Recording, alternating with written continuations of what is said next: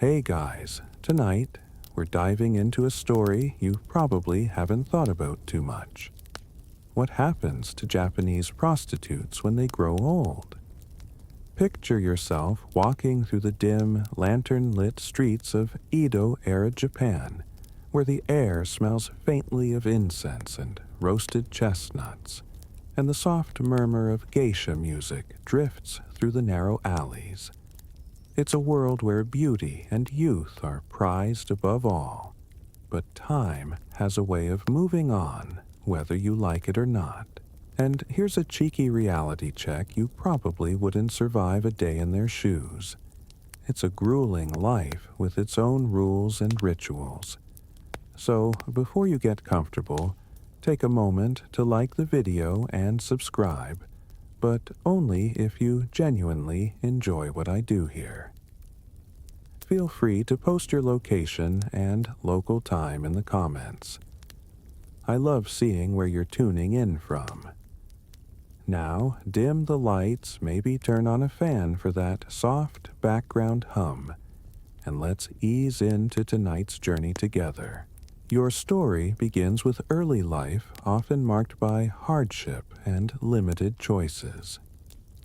Many young women born into poor farming families or lower social classes found themselves funneled into the pleasure quarters as a way to support their families or escape destitution. You're not just talking about a simple job. It's a social institution with its own hierarchy, customs, and expectations. Some girls entered through indentured servitude, where debts were paid off through years of labor. Others were sold by desperate parents, while a few found their way in through apprenticeship, learning the arts of entertainment and companionship. Historians still argue whether all women truly entered by force, or if some sought the profession for financial independence given limited options for women at the time. What's undeniable is the rigor involved in this transition. These young women, called yujo, underwent intense training not only in manners and dancing, but also in singing tea ceremony poetry and conversation. It wasn't just about appearance. The ideal was a cultured companion who could engage a client's mind as much as their desires. Many early years were spent under the watchful eyes of madams and senior courtesans, learning to navigate the complex social networks of the pleasure quarters. You can almost imagine the scent of camellia oil in their hair, the soft rustling of silk kimonos, and the careful application of white face powder, all masking the weariness beneath. Their world was both enchanting and exhausting, a blend of performance and survival. Interestingly, some accounts hint at fringe rituals to ward off evil spirits or illness, such as wearing special amulets or using herbal infusions practices, blending superstition and medicine. These rituals were part of the unspoken culture that sustained them. You're stepping into a world layered with both elegance and raw human struggle. So the stage is set from uncertain beginnings to the disciplined training that would shape their prime years. But remember, this is just the beginning of a much longer tale, one where time's relentless march will bring change in unexpected ways. As you settle further into the story, you find yourself immersed in the prime years of the yujo. Those bustling days when youth, beauty, and skill combine to create an irresistible allure. Imagine the narrow winding lanes of the pleasure quarters buzzing softly with activity as dawn breaks, lanterns flickering low and the scent of incense mingling with fresh rice wine. The yujo awaken early, not just to prepare their elaborate hairstyles and intricate kimono layers, but to begin a day filled with both delight and demand. Your daily routine as a courtesan is a carefully choreographed dance. Mornings begin with lessons not just in traditional arts like shamisen, playing calligraphy or tea ceremony, but also in the fine art of conversation. You are expected to be witty and charming, able to switch effortlessly from playful teasing to deep philosophical musings. Patrons aren't just paying for physical pleasure. They want to be entertained, respected, and sometimes soothed. It's an exhausting role, one that requires emotional labor as much as physical endurance. During the peak of their career, many Yujo enjoyed a relatively privileged status within their communities. They wore the finest silks, frequented elegant tea houses, and were often the subject of poetry and paintings. But this glamour had its limits. Beneath the surface, competition was fierce. You constantly measure yourself against younger rivals, aware that beauty is fleeting and favor fickle. Historians still argue whether the training of these women could be likened to formal education or was more akin to an intense apprenticeship steeped in cultural tradition. The truth probably lies somewhere in between. You sense the pressure as you imagine practicing song or dance moves countless times, preparing for the day when a wealthy samurai or merchant chooses you over others. One quirky tidbit: it was common for Yujo to have signature scents often concocted from rare flowers or spices to leave a lingering impression long after they had gone. This wasn't just about vanity. It was a subtle weapon in the battle for attention and loyalty. You almost catch a whiff of plum blossom or sandalwood drifting faintly through the alleys. Their days passed in a rhythm of engagements, from private tea rooms to lively parties. You learn to read the moods of clients, switching gears seamlessly between gentle caresses and animated debates. The ability to listen, really listen, became one of the most prized skills. Many patrons sought companionship as much as carnal company, sometimes returning night after night to share stories or simply find solace. But the Yujo's life was far from free of hardship. You know, the constant threat of illness or injury lurked in the background. Medical knowledge at the time was limited, and many remedies were rooted in superstition. Women often relied on herbal baths or poultices, some passed down through generations to heal bruises or soothe exhaustion. Some even used crocodile dung as a sunscreen, which historians still debate for its actual effectiveness versus cultural symbolism. So, while the prime years sparkle with vibrant social and artistic life, you're already sensing the slow, inevitable encroachment of age, a shadow that will alter this delicate balance. But that story is still ahead of you, waiting just beyond the next lantern-lit corner. You've walked with the Yujo through her vibrant prime, but now the focus gently shifts to a lesser-known truth: the skills she honed that went beyond mere appearances or fleeting charm. Yes, you might expect a courtesan's talents to be all about beauty and physical grace, but the real art was in becoming a master of companionship itself. Imagine her weaving stories and crafting conversations as skillfully as any painter wields a brush painting. Vivid tapestries with words. You see, a Yujo was much more than a pretty face. She was a cultured companion, a confidant, and often a muse.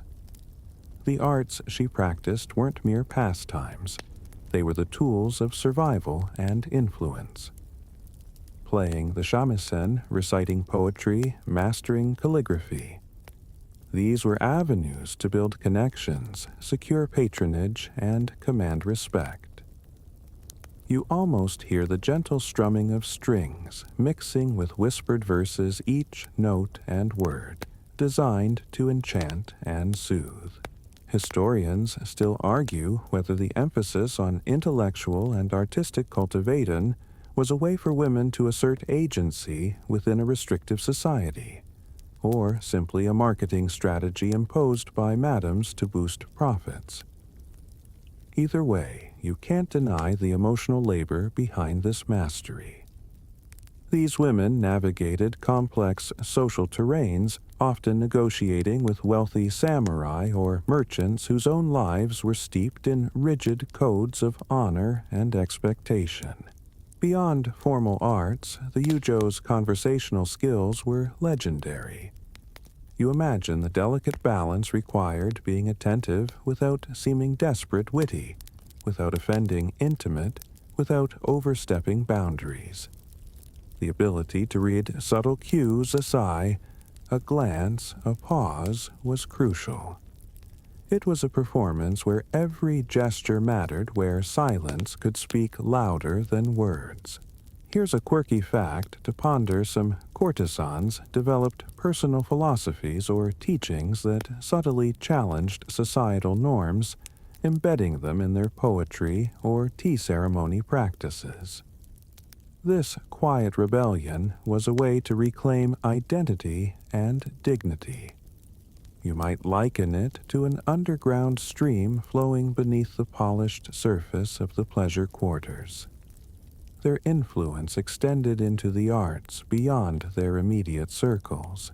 Many artists and writers drew inspiration from these companions, immortalizing them in ukiyo-e prints and literature. Yet the Yujo's true power often lay in the personal and ephemeral, a moment of connection, a shared secret, or a fleeting touch that lingered long after the lanterns were extinguished. So, as you ponder the depth and nuance behind these women's roles, remember that their legacy was crafted as much through mind and heart as through any external beauty. And with this thought, you gently edge closer to the rituals and remedies that sustained them through the relentless demands of their lives. As you wander deeper into the world of the Yujo, you begin to uncover the secret rituals that kept their beauty and health intact, an essential arsenal in a profession where appearance was often currency. Imagine stepping into a softly lit room, fragrant with the scent of camellia oil and freshly crushed herbs. Here, the women engage in their daily acts of care and restoration practices, passed down through generations, blending practical medicine with poetic tradition. The white makeup they apply, that iconic oshiroi, was more than mere decoration. It served as a barrier against the harsh elements of city life: smoke, soot, and sun. Yet underneath that stark white mask, the skin required constant nourishment. You picture the meticulous massage of camellia oil into the hair and scalp, said to protect against dandruff and premature aging. The use of delicate rice bran scrubs to exfoliate and soothe the skin was another common secret. Health maintenance was a balancing act. You sense the precarious nature of their well-being amid the cramped, often damp conditions of the pleasure quarters. To combat fatigue and illness, many turned to herbal remedies, some mainstream like ginger and ginseng teas, others more peculiar. A fringe practice, historians note, was the use of cinnabar and other minerals, though their toxic effects raise modern eyebrows. Yet these women knew little of modern medicine and relied heavily on trial tradition and hope. The struggle to maintain health was compounded by the physical demands of the job: long hours on polished floors, wearing heavy kimonos, and enduring emotional stress. You might be surprised to learn that foot binding was never practiced here, allowing some degree of mobility, but calloused feet and back pain were common complaints. Their diet, too, played a role. Rice, miso soup, and seasonal vegetables provided sustenance, though luxuries like fish and sweets were reserved for the lucky. Historians still debate how much of these health rituals were effective versus symbolic, serving as morale boosters more than cures. Yet these routines fostered a sense of identity and control amidst a life often marked by uncertainty. Some Yujo also adopted spiritual practices, lighting incense and reciting prayers to protect their health and fortunes. A quirky tidbit to imagine: some courtesans believed in the power of crocodile dung sunscreen, a peculiar substance rumored to protect against sun damage. Whether fact or folklore, it reflects their blend of superstition and practical beauty care. So, as you visualize the quiet moments of self-care and resilience, you glimpse the unspoken strength beneath the lacquered surface, a determination to endure, to shine, and to survive in a world that demanded much and gave little in return. As you continue to walk beside the Yujo, you begin to notice the delicate web of relationships that quietly underpin her world bonds that extend beyond the glittering facades of silk and lacquer. The pleasure quarters may seem like a stage for fleeting encounters, but behind the scenes, complex social networks thrive, knitting together women, patrons, and family in surprising ways. Imagine the comforting warmth of shared laughter in the dim light of a back room where fellow courtesans exchange advice, solace, and occasional gossip. These friendships aren't mere distractions. They are lifelines in a demanding profession. The Yujo rely on each other to navigate daily struggles, from managing jealous rivals to tending wounds that only close when out of sight.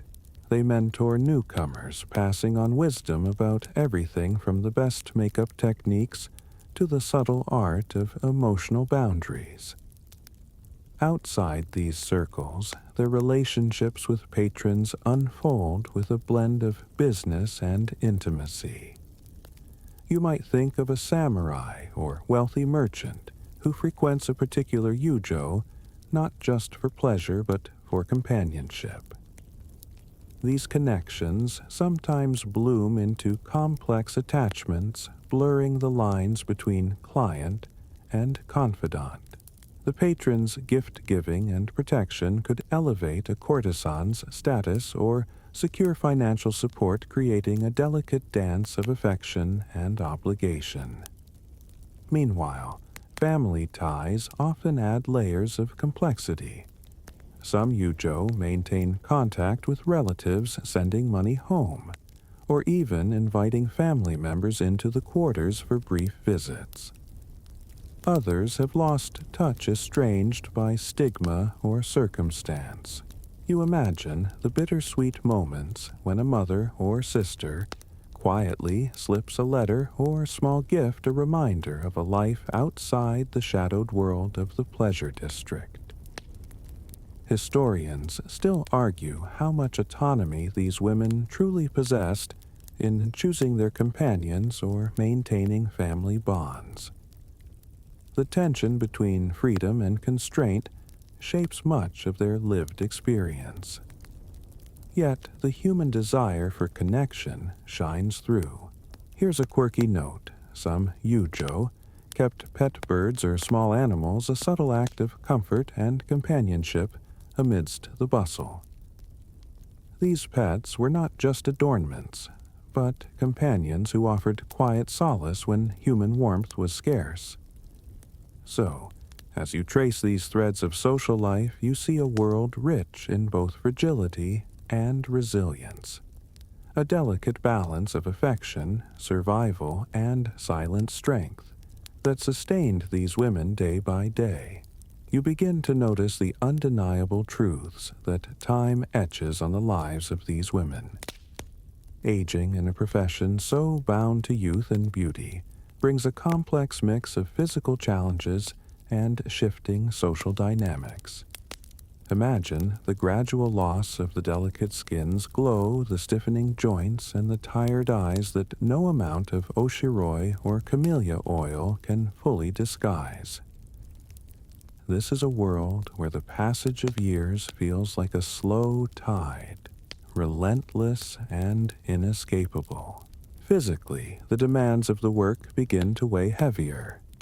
The long hours spent standing or sitting on tatami mats become more arduous. Chronic pain, aches in the back shoulders, and knees is a common companion.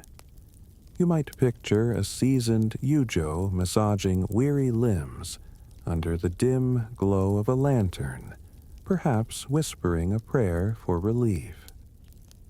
Health issues that once seemed distant now take center stage, and many face ailments without access to effective medical care. Socially, the dynamics shift as well. Younger women naturally attract more attention, and the older yujo find themselves sidelined in favor of fresh faces. The fleeting nature of patronage becomes more apparent as clients' preferences evolve or move on. You sense a creeping invisibility where once prized beauty gives way to a new kind of endurance. Historians still debate how openly aging yujo were treated, whether they faced outright exclusion or quietly transitioned into different roles. The reality likely varied, with some older women embracing new identities, while others struggled against fading relevance. A peculiar custom in some quarters involved older yujo mentoring younger women, passing on their skills and knowledge while stepping back from the limelight. This change wasn't always voluntary, but provided a semblance of respect and purpose. You can almost hear the gentle tones of a seasoned courtesan, offering advice, her voice rich with experience and quiet authority. A quirky tidbit, some older yujo were known to adopt eccentric fashion choices, bolder colors, or unusual accessories, either to defy expectations or reclaim attention in unexpected ways. These personal statements stood out like lanterns in the twilight. So, as you feel the weight of age settling in, you also glimpse the courage and adaptation that define this stage, a subtle negotiation between fading youth and enduring identity, played out in the shadows of the pleasure quarters. You find yourself witnessing the graceful but inevitable shift as aging yujo transition into new roles within the pleasure quarters. The spotlight may dim, but their presence does not vanish. Rather, it transforms into something equally vital. Imagine a woman once celebrated for her youth, now taking on responsibilities that require wisdom, patience, and a steadier hand. These elder women often become mentors, guiding younger courtesans through the labyrinth of etiquette survival tactics and the art of subtlety. Their rooms may no longer welcome bustling clients seeking the thrill of novelty, but they serve as safe havens where knowledge and tradition are preserved. You might picture the exchange of secret recipes for beauty tonics or whispered warnings about difficult patrons passed down like precious heirlooms.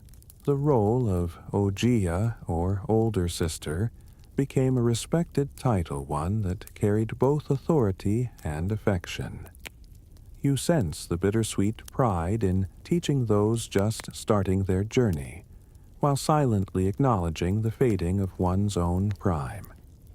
These women sometimes oversaw the day-to-day operations of the houses, mediating disputes and ensuring smooth functioning behind the scenes.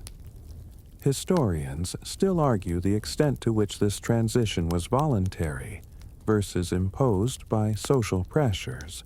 Some Yujo embraced the change-finding empowerment in leadership, while others felt sidelined or struggled with the loss of direct patronage. Either way, their roles became more multifaceted, less about performance and more about stewardship. Interestingly, some elder Yujo also engaged in artistic pursuits with renewed vigor, such as calligraphy or poetry gaining recognition beyond the quarters. These creative outlets allowed them to maintain status and influence, contributing to cultural life in a different form. You might chuckle at the image of a seasoned courtesan lecturing a nervous apprentice on the correct way to sip tea or the proper angle to tilt a fan, her tone a blend of sternness and affection. These moments underscore the enduring humanity beneath the layered silk and powder.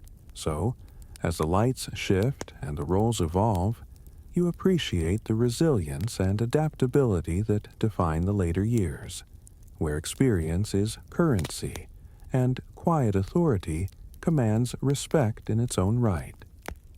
You now follow the paths some aging Yujo take beyond the pleasure quarters, exploring alternate livelihoods that helped them navigate the uncertain waters of later life. It's not simply a matter of hanging up one's kimono and retiring gracefully. There's a vast, resourceful world beyond the red lanterns, filled with entrepreneurship and reinvention. Picture a woman transitioning from the public gaze to a quieter, though no less challenging existence. Some became proprietors of tea houses or inns, leveraging their social networks and intimate knowledge of clientele to build new businesses. Imagine the faint clinking of sake cups and the warm glow of paper lanterns as she hosts guests in a cozy establishment, her reputation preceding her and attracting a loyal crowd. Others took to crafts, silk weaving embroidery, or pottery skills, often learned during their training now refined into marketable trades. You might envision the steady hands of an elder artisan, fingers dancing across fabric or shaping clay, creating beauty that bore the subtle marks of experience and patience. Historians still debate how accessible these ventures truly were, given the legal and social restrictions of the time. Some women faced obstacles such as stigma or lack of capital, while others found support within their communities or patronage networks. Interestingly, some aging Yujo engaged in religious or charitable work, becoming caretakers at temples, or participating in rituals that honored ancestors and sought blessings for the living. This spiritual turn provided a sense of purpose and belonging, helping to ease the transition from a life centered on pleasure to one of reflection and service. You might find it amusing that a few elder courtesans became famed matchmakers or advice givers, dispensing wisdom gleaned from years of navigating human hearts and desires. Their counsel was sought not only for romance but also for social and business matters. So, as you consider the diverse avenues open to aging Yujo, you see a portrait of adaptability, resilience, and quiet reinvention, a testament to the human spirit's refusal to be defined by age or circumstance alone. You move now into the quieter spiritual world that helped many aging Yujo cope with the uncertainties and hardships of their changing lives. Picture a small temple tucked away in a quiet corner of the city, its wooden beams softly glowing in the flickering light of candles and lanterns. Here, the women sought comfort in rituals, prayer, and the embrace of ancient beliefs that promised protection and peace. Spiritual practices were woven deeply into daily life. The Yujo might light incense sticks scented with sandalwood, or plum blossom, believing these fragrances could purify the air and ward off negative spirits. You can almost hear the gentle crackle of the flame as it dances over paper offerings, symbols of hope's gratitude, or wishes for safety. Buddhism and Shintoism blended in unique ways, offering both the solace of karma and the immediacy of kami spirits guarding local shrines. Some women became known for their devotion, participating in festivals, or serving as caretakers for neighborhood altars. You sense the calming rhythm of chant and bell, a stark contrast to the bustling excitement of their youth. Historians still argue how much these practices served purely spiritual purposes versus acting as social networks that provided material and emotional support. It's likely both, as these communities were a refuge where aging women could find companionship and a renewed sense of identity. One quirky custom involved carrying small talismans such as omamori, believed to bring luck in love, health, or protection against illness. You might imagine a woman clutching a brightly colored charm as she navigates a rainy street. The soft clink of its beads a comforting sound amid uncertainty. These rituals weren't just about personal comfort. They were a way to assert control in a life often marked by unpredictability. The spiritual world offered a framework to make sense of loss, aging, and the hope for a peaceful future. So, as you listen to this serene chapter, you feel the gentle power of faith and tradition, a quiet anchor amid life's inevitable changes. You begin to notice the subtle shifts in patronage that accompany the passage of time in the pleasure quarters.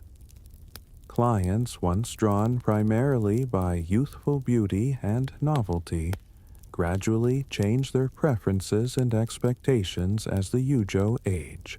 Imagine the quiet hum of conversations in a tea house where the atmosphere has softened and the focus turns toward companionship and familiarity rather than mere spectacle. Older yujo often find themselves sought after not for the thrill of newness, but for their wisdom, emotional insight, and the comfort they provide. You might picture a seasoned courtesan listening intently to a worried samurai offering quiet counsel and a steady presence that transcends physical allure.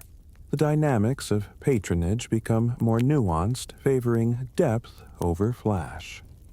Historians still debate whether this shift represented a genuine change in client desires or was more a practical adaptation within the quarters to accommodate aging women. The reality likely blends both elements, revealing a complex social dance. An interesting detail emerges. Some patrons were reputed to maintain lifelong relationships with a particular yujo, supporting her financially and socially even after her prime working years. These connections blurred the lines between professional and personal, creating bonds that defied simple categorization. You might smile, imagining an older yujo teaching a younger woman how to read the subtle signs of a patron's mood. A furrowed brow here, a softened gaze there, skills that mattered as much as any artistic talent. So, as you observe these changing client dynamics, you see a world that values experience and connection as much as youth and beauty, a reminder that every phase of life holds its own unique place in the story. You now explore the quieter, often overlooked topic of retirement options for aging yujo. Those moments when a woman chooses or is forced to step away from the world of lantern-lit nights and silk-clad companionship. Imagine a gentle dawn breaking over the city's rooftops as one such woman contemplates what lies beyond her years of service. retirement wasn't a simple matter. Many Yujo faced the challenge of securing enough resources to live independently, a daunting task in a society that offered few safety nets. Some had managed to save money through careful patronage or entrepreneurial ventures, while others relied on the goodwill of former clients or community support. You picture a small house tucked away in a quieter neighborhood where a former courtesan now lives with a sense of calm after decades of restless nights. Financial independence was rare but treasured. The practice of mizuage, the ceremonial loss of virginity, sometimes involved significant payments that could in fortunate cases contribute to a retirement fund. Still, many women faced poverty or hardship after leaving the quarters, especially if illness or social stigma prevented them from working in other fields. Historians still debate how accessible retirement truly was given the pressures of debt bondage and limited legal rights. It seems that while some successfully transitioned, others remained trapped in the quarters, or moved into less desirable roles such as lower-ranked attendants or caretakers. In a surprising twist, some retirement paths included joining religious communities, becoming nuns, or lay practitioners, finding spiritual solace and social acceptance in temples. You can almost hear the quiet chants and footsteps in monastery corridors, a stark but peaceful contrast to their former lives. You might smile imagining a former Yujo sharing stories and wisdom with village children, or tending a garden, embracing a slower rhythm and a different kind of beauty in the twilight of life. So, as you consider these retirement possibilities, you glimpse the varied endings to a life lived under the lantern's glow. Some hopeful, some fraught, but all part of a complex human journey. You find yourself drifting into the realm of government policies and social attitudes, forces that shaped the options and experiences of aging Yujo in profound ways. Picture the formal edicts issued by Tokugawa rulers, or later Meiji reformers, their dry words rippling through the colorful, lively quarters like cold wind through cherry blossoms. Laws often aimed to regulate or restrict prostitution, reflecting broader social anxieties and moral campaigns. These policies influenced how women could live and work, especially as they grew older. You imagine officials inspecting brothels, counting licenses, and imposing taxes, while courtesans tried to maintain their dignity amid shifting legal landscapes. Historians still debate how effective or humane these regulations truly were. Some argue that restrictions provided limited protections, while others see them as tools of control that increased vulnerability.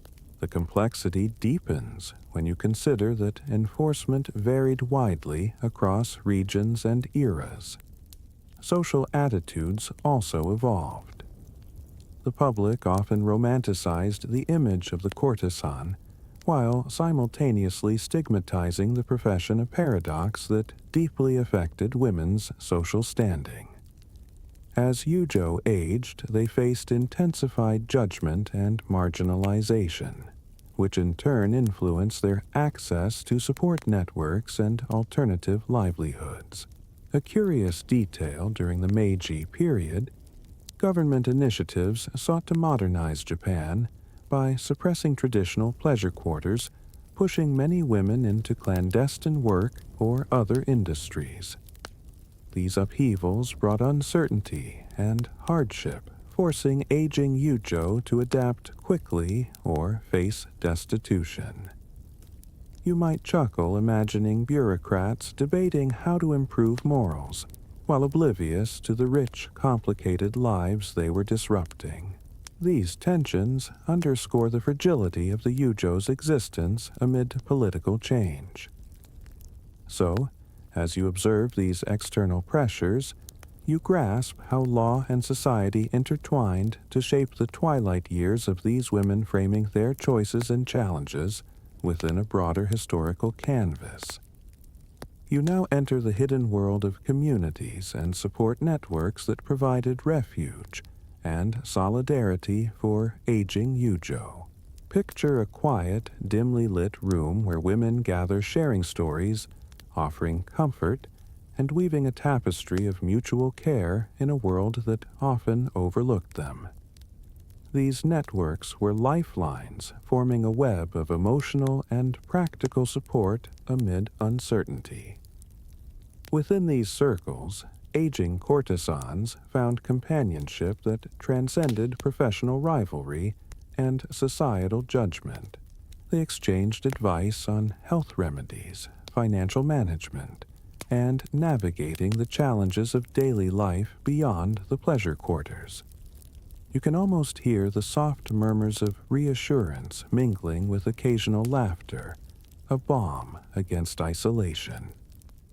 These support groups sometimes took on religious overtones, incorporating rituals and prayers that reinforced bonds and offered spiritual comfort. Participation in festivals, collective temple visits, and communal celebrations strengthened their sense of belonging. Such activities were crucial in sustaining mental and emotional well-being. Historians still debate the extent to which these communities functioned as formal organizations versus informal networks of friendship and aid. The truth likely varies by region and era, but the importance of social solidarity remains clear. A quirky detail, some groups maintained secret symbols or tokens a particular knot in a sash, or a unique bead that identified members and fostered trust. These subtle signs were vital in a society where discretion could mean survival. You might imagine an older Yujo carefully sewing a secret emblem into a kimono, lining a quiet declaration of identity and alliance. These acts of connection reveal a resilience and resourcefulness that defy the loneliness often associated with aging in such a stigmatized profession. So, as you glimpse these hidden communities, you understand how solidarity and shared experience created a sanctuary, a soft, enduring light amid the shadows of the pleasure quarters. You now step into the rarefied world of notable elder Yujo, those women who defied expectations, carving unusual paths, or achieving unexpected renown long after their youthful prime had passed. Imagine a dimly lit parlor, filled with whispers of legendary figures, their stories preserved in poetry, art, and local lore. Some elder courtesans became celebrated for their wisdom, artistic mastery, or philanthropic deeds. They might have patronized the arts-sponsored apprentices, or even influenced fashion and cultural trends. Picture a woman whose refined calligraphy was sought after by scholars, or who composed verses that captured the fleeting beauty of autumn leaves and human life. Historians still argue about the extent to which these famous figures represent exceptions or a hidden norm of enduring influence. Either way, their stories provide a counterpoint to the common narrative of fading obscurity. A quirky anecdote tells of an elder Yujo who famously refused to retire, continuing to entertain clients well into old age, her wit and presence transcending physical decline. Her reputation made her a beloved figure, an icon of resilience and charm. You might smile, imagining her draped in a slightly faded but elegantly embroidered kimono, exchanging clever banter with patrons who adored her, not despite her age, but because of it. Her life challenges the idea that value diminishes with time. These notable exceptions remind you that the aging Yujo world was not monolithic. There was room for individuality, reinvention, and even triumph against societal expectations. Their legacies ripple through art and culture, offering glimpses of strength and grace that transcend eras. So as you sit with these stories, you feel the vibrant pulse of a life lived fully marked, not just by youth, but by enduring spirit and creativity. You now reach the final chapter of this long journey, a reflection on the legacy and cultural memory of aging Yujo. Those women whose lives have woven themselves into the fabric of Japan's art, literature, and collective imagination. Picture faded ukiyo-e prints, delicate scrolls, and whispered tales that continue to evoke both admiration and melancholy. These women, once celebrated for their beauty and companionship, have inspired countless poets, painters, and playwrights. Their stories serve as lenses through which broader themes of impermanence, resilience, and human dignity are explored. You might imagine a quiet tea house where patrons study a painting of an elegant elder courtesan, her expression serene, yet tinged with the wisdom of years. Historians still debate how accurately these cultural portrayals reflect the realities of their lives, often romanticized or simplified. Yet they offer a vital connection, a way for modern audiences to glimpse a vanished world with empathy and curiosity. A quirky detail, some theatrical performances, feature ghostly Yujo figures embodying the transient beauty and enduring spirit that haunt Japan's cultural landscape. These spectral characters remind us that aging Yujo live on in memory, a blend of history and myth. You might find solace imagining these women not as forgotten shadows, but as enduring symbols of grace, complexity, and survival. An echo of soft laughter and whispered poetry carried on the night breeze. So, as you settle into this final image, let the legacy of these remarkable women gently fade with the dimming lantern light. Their stories folded into the quiet hum of the night, inviting you to rest and dream. As the gentle night deepens, let your thoughts soften and drift like a slow river beneath moonlight. The stories you've heard, the lives you've glimpsed are now tucked away like delicate origami folded carefully, carrying both fragility and strength. Imagine the distant echo of laughter, the faint scent of camellia oil, and the soft rustle of silk all merging into a soothing lullaby. No matter where these women began or how their journeys ended, their spirits linger whispering tales of resilience, grace, and quiet courage. Let these images cradle you, easing the tension from your muscles, slowing the rhythm of your breath. Rest now, knowing that every ending births a new beginning, and every shadow holds the promise of dawn. Sweet dreams.